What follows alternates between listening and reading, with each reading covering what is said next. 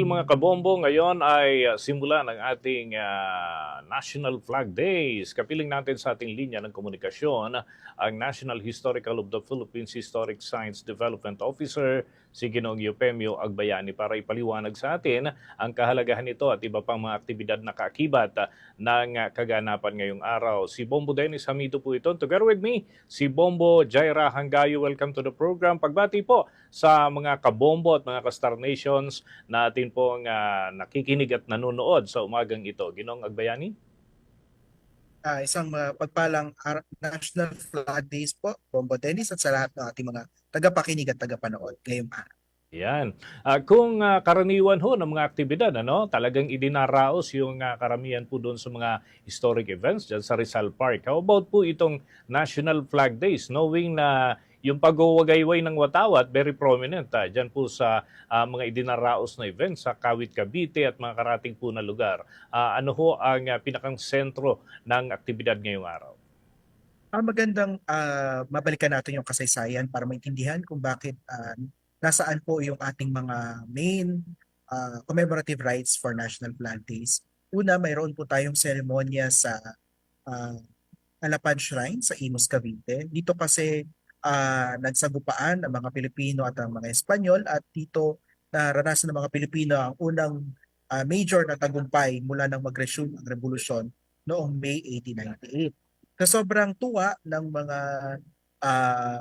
Pilipino sa pangunguna ni General Emilio Aguinaldo sa tagumpay na ito, nung dinala yung mga Spanish prisoners of war sa headquarters ni Aguinaldo sa Cavite Puerto, which is now Cavite City, doon isinagawa ang kauna-unahang pagwagayway sa publiko ng ating pambansang Watawat. So, ngayong umaga, mayroon palatuntunan sa Alapan, and sa hapon naman po ay mayroong palatuntunan sa Cavite City. Pero meron din seremonya sa pangunguna po ng Salute to a Clean Flag Movement sa Rizal Park, Luneta sa Maynila, and inaanyayahan din natin yung ating mga local government units at kahit mga private establishments na magsagawa ngayong araw ng isang kahit simpleng flag ceremony para po gunitain ang National Flag Days. Ayun. Bago yung iba pang mga katanungan mula po sa aking panig, may tanong din ang akin pong katandem, si Bombo Jai Rahangayo. Bombo Jai? Sir, we're curious as well, bakit ang National Flag Days ay nagsisimula ng May 28 at nagtatapos ng June 12 lamang, unlike ng ilang month-long events kagaya ng Buwan ng Wika? Yung nabanggit ko po na Battle of Alapan kanina, nangyari po ito noong May 28, 1898. At nung una, National Flag Day lang yan, nung pinoklaman ni Pangulong Diosdado Macapagal noong 1965, kung yung nagkakamali. No? Pero nag-expand po yan into National Flag Days by virtue of Executive Order number 79. Panahon po ito na panguluhan ni Fidel V. Ramos.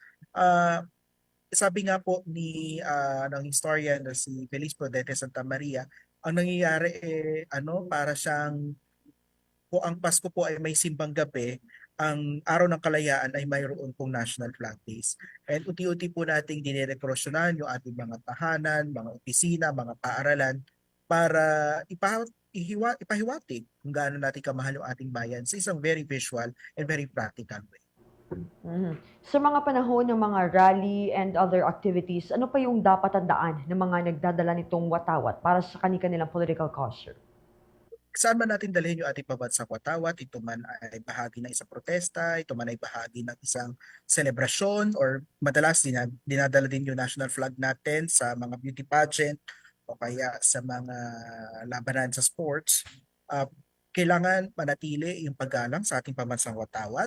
Kapag po ito ay dinala natin na nasa isang stick, nasa isang pole, hayaan po nating lumadlad yung ating pambansang watawat, hayaan po natin itong lumipad sa hangin. Wag po natin itong pasasayarin sa lupa, wag din po natin parang gagawing kumot na ipapalumpon sa ating mga katawan, bagkus ay manatili po yung respeto sa ating pambansang watawat.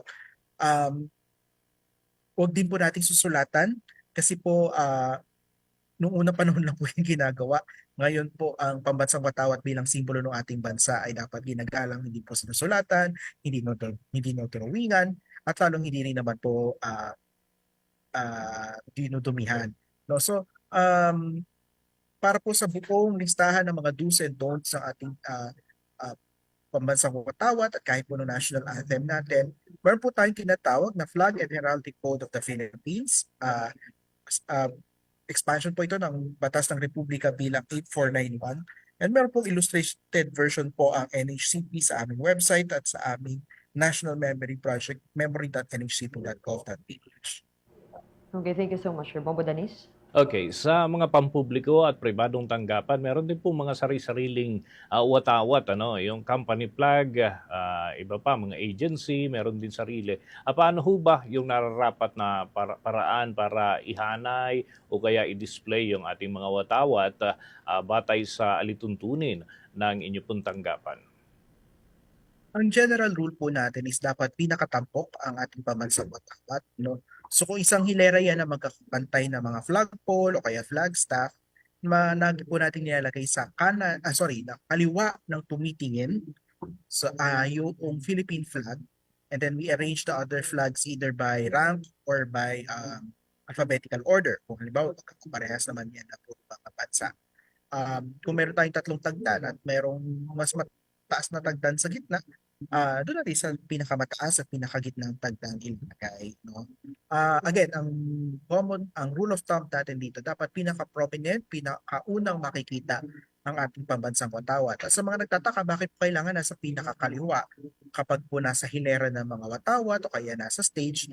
Ano po yan pag tayo kasi ay nagbabasa, mas nauna natin binabasa yung nasa taas and pababa, inauna nating basahin from left to right.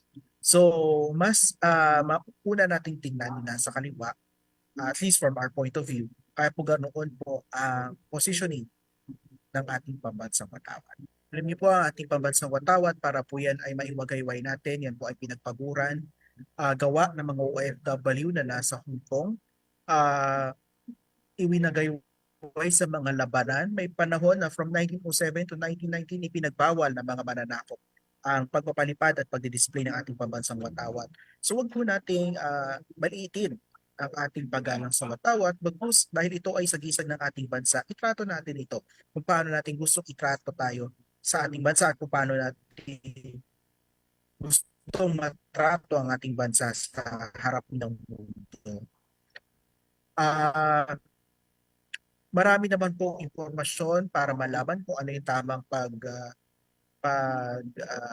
recommend to everyone na tiyakin po na sa tamang sources lamang po bibili ng watawat, dahil po ito ay regulated din ng batas. At ang lahat ng ito po ay bahagi ng ating pagmamahal sa bayan. Baka maaaring mukhang performative lang sa ilan, pero kung ano ang pambansang watawat natin, yan ang sagisag ng ating bansa. At dapat nating igalan at kaya dapat po nating pagtuunan ng pansin. And that's especially highlighted lalo na po ngayong National Flag Days. Maraming salamat po, Ginong Agbayani, sa mga butil ng impormasyon na ibahagi po ninyo ngayong pagsisimula ng National Flag Days. Mga kabombo at mga ka-Star Nation, nakausap po natin ang Historic Sites Development Officer ng National Historical Commission of the Philippines, si Ginong Eufemio Agbayani III, kaugnay ng selebrasyon para sa ating National Flag Days. For the most trusted source of news and information, visit our website at www.bomboradio.com. Follow us on Bombo Radio mobile app, Facebook, YouTube, TikTok, and X, formerly Twitter. Like, share, and stay connected. Anytime, anywhere.